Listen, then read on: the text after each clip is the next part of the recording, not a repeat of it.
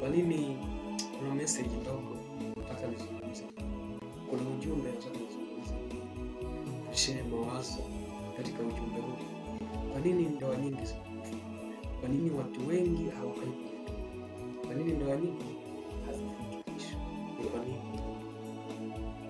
Watu wengi waliingia kwenye ndoa kwa kufuata mambo ya mwili.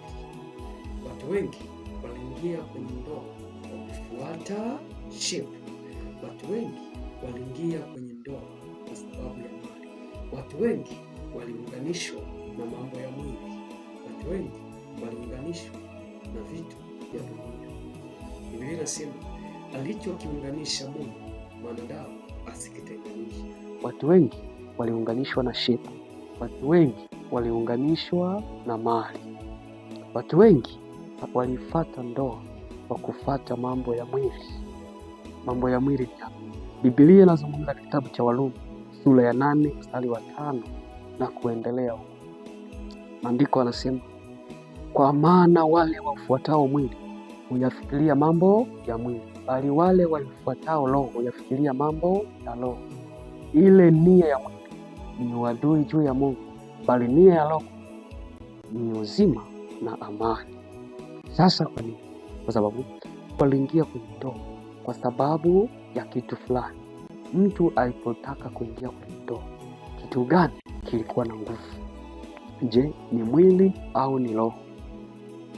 Kama ni mwili, ulikuwa na nguvu, na neno la Mungu linasema, kwa maana wale wafuatao mwili huyafikiria mambo ya mwili, bali wale wafuatao roho huyafikiria mambo ya roho. Mambo ya mwili ni yapi na mambo ya roho ni yapi? Na swali, kwa nini ndoa nyingi zinakufa? Kama kuna mambo ya mwili na kuna mambo ya roho, na tumeona kwamba wale wafuatao mwili huyafikiria mambo ya mwili na wale wafuatao roho yafikiria mambo ya roho. Sasa mambo ya roho ni yapi na mambo ya mwili ni yapi? Na wewe ulipotaka kwenda kuoa, kitu gani kilikuwa na nguvu? Ni mwili au ni roho?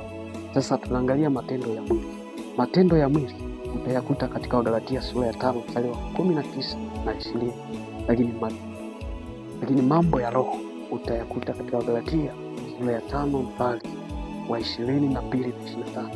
Kwanza mambo ya roho, tukizungumza mambo ya roho,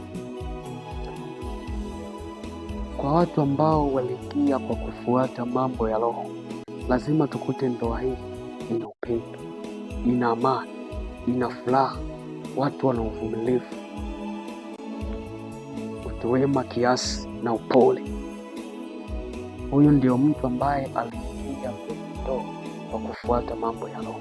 Lakini kwa mtu aliyeingia kwenye ndoa kufuata mambo ya mwili, kwa tutaona hapo Wagalatia sura ya 5 mstari wa 19, basi matendo ya mwili zaidi ndiyo hayo hapo: uasherati, uchafu, ufisadi, ibada ya sanamu, uchawi, ugomvi, uvivu, hasira. Haya tutayapata kwa mtu aliyeingia kwenye ndoa kwa kufuata mambo ya mwili. Adamu na Hawa waliunganishwa na Mungu, lakini nyoka alitaka kuwatenganisha.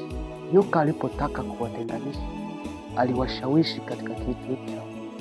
Ukiangalia katika Mwanzo sura ya 5 mstari wa 6 na wa 7, utaona neno la Mungu ambavyo walivyoshawishika kwa vitu vya mwili. Ndio tunasema ukiishi kwa kufuata mambo ya mwili kutaka kufa, bali mkiafisha matendo ya mwili kwa roho utaishi. Angalia Mwanzo sura ya 3 mstari wa 6 na wa 7. Unaona kitu hiki?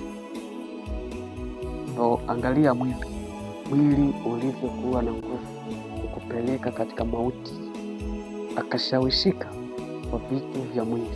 Sasa wewe uliingia kwa kufuata, kwa alipoingia tu kwa kufuata shepu ilipoisha, hapo ndipo akajua huyu mtu kumbe sio ilivyokuwa nafikiria.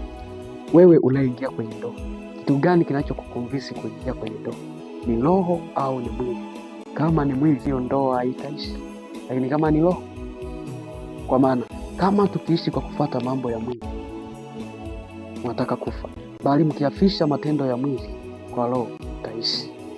Mungu akubariki, Mungu akupe hekima ukaishi katika ndoa yako kupitia damu ya Yesu Kristo, na kuombea baraka na amani kwenye ndoa yako. Kwenye ndoa yako tunda la Roho litawale kwenye ndoa yako kupitia jina la Yesu. Upendo utawale kwenye ndoa yako, amani itawale kwenye ndoa yako, furaha itawale kwenye ndoa yako, uvumilivu, mwaminiano, upole na kiasi itawale kwenye ndoa yako kupitia jina la Yesu. Amen.